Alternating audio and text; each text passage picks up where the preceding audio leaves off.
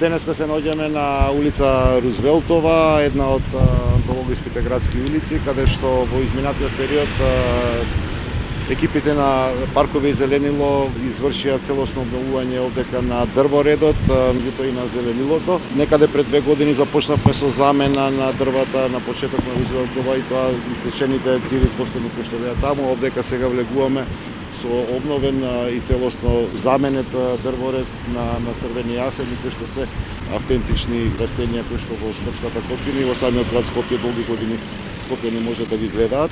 Полека се движиме од малиот Рим кон периферијата со начинот на уредување на јавниот простор. Гледате дека овдека веќе на сама Рузвелтова за прв пат имаме одделен велосипедски пешачки сообраќај со цел да овозможиме и алтернативен пристап до зоолошката градина, која што е една од најпосетените институции во нашиот град. При зголемувањето на капацитетот на зеленилото, знаете колкава девастација имаше во изминатите 15 години пред доаѓањето мој на оваа градска администрација со зеленилото, особено во централното градско подрачје. При уредувањето со зеленилото се обезбедуваме и нов квалитет на јавниот простор во нашиот град.